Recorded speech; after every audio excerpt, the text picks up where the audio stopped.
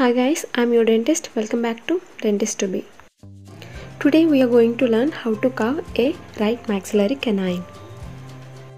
If you are new to my channel, don't forget to subscribe and hit the bell icon to get notifications for all my upcoming videos. Here you can see already carved canine. I'm gonna tell you 5 important points regarding this tooth. The canines either maxillary or mandibular, otherwise known as corner teeth. Second one is the labiolingual dimension is greater than the mesodistal dimension. For incisors, it is reverse. The third unique point for the canine is the cusp tip. It does not have any incisal edge. It has cusp tip with the mesial and distal slopes.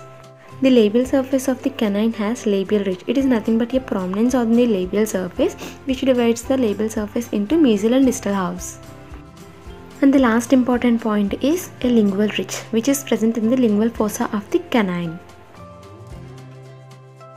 Here you can see 3 diagrams in which I marked the dimensions, and these are useful to draw a good outline on your wax blocks. Now we start the carving of maxillary canine. I have a wax block with nice midlines. I also draw the outline of the maxillary canine on the labial surface and the proximal surface also. The picture which is shown in the left corner is useful to compare your carving in between the process. Now I started carving the labiolingual outline, removing the wax from the lingual surface.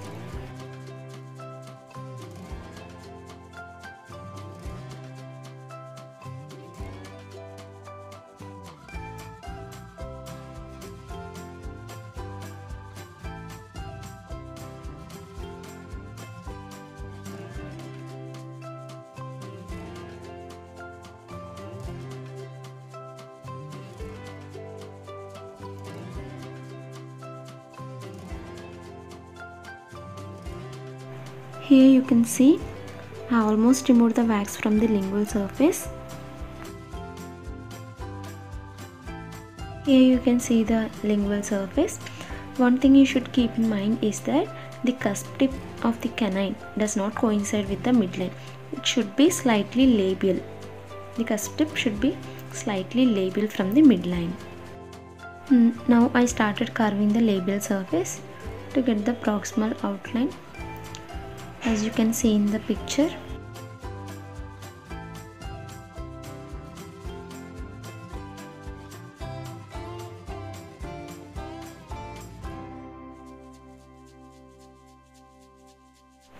Once you got the good proximal outline, draw the midline on the labial surface of the crown and mark the mesial and distal surfaces based on it is right canine or left canine. Tip of the midline would be the cusp tip, and the midline on the labial surface would be the labial prominence, that is the labial ridge. From the picture which is shown in the left upper corner, you can understand the mesial slope is short and the distal slope is long. Based on that, remove the wax on both sides of the cusp tip. Here I am removing the wax from the proximal surfaces to get a good labial outline.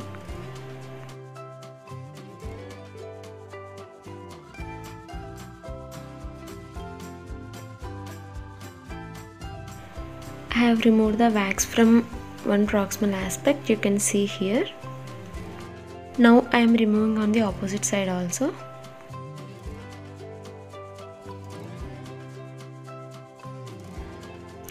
Now I am trying to remove the wax from one side of the midline to get a slope like this. Here you can see.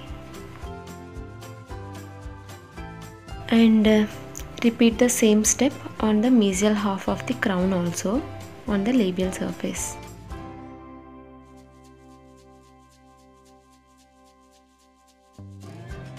One thing for the canine you should remember is the mesial half of the canine resembles incisors and distal half of the canine resembles premolars.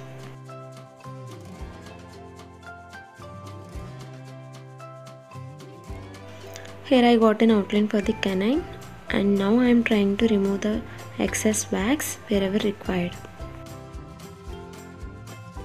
I remove the wax from my carving until my carving resembles the picture.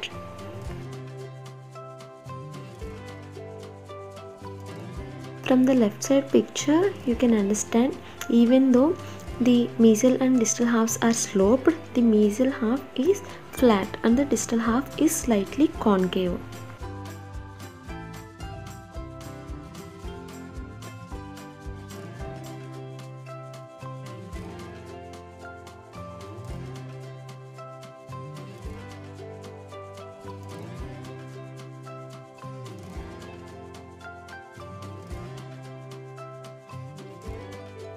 Now I am checking the dimensions of my carving.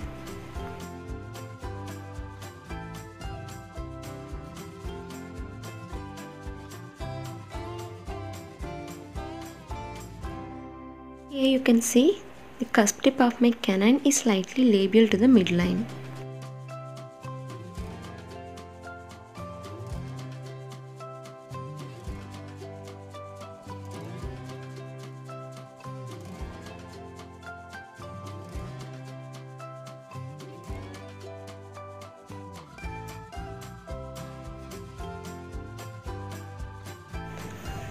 Labiolingually, the crown should converge.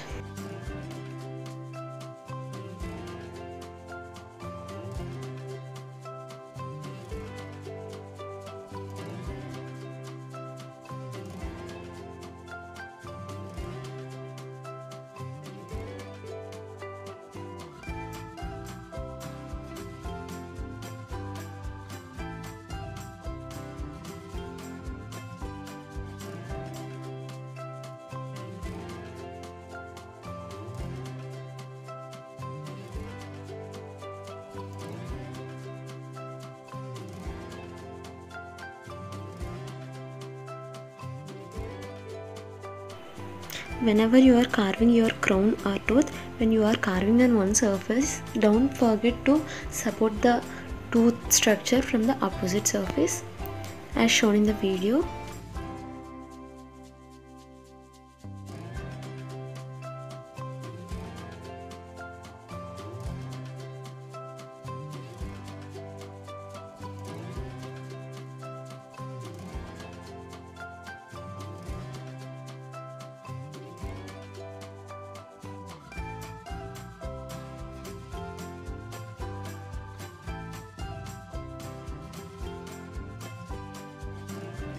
Here you can see all the surfaces.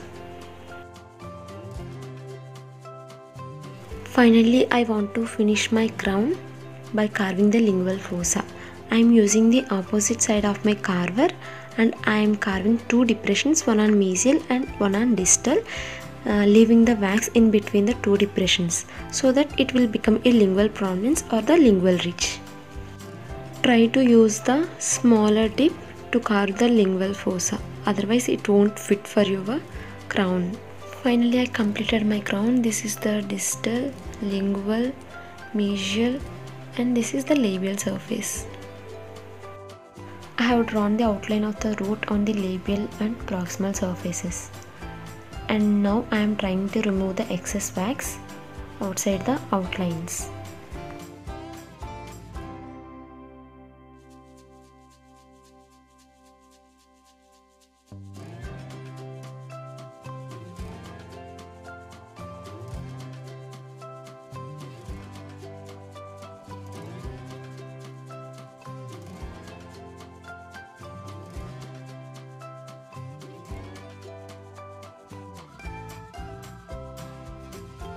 Whenever you are carving the root, keep one point in your mind that the root is narrower than the crown.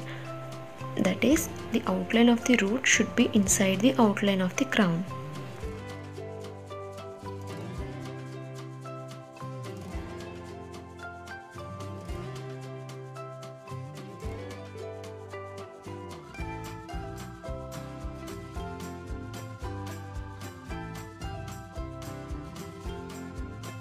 While you are carving the anatomy of the root, don't remove excess wax on the distal surface, especially at the apical 1/3, because the apical 1/3 of the root is tilted distally.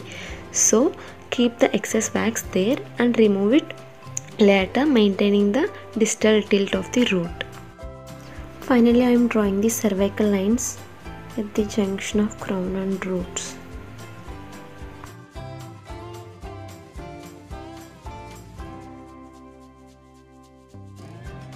This is the result after final finishing and polishing.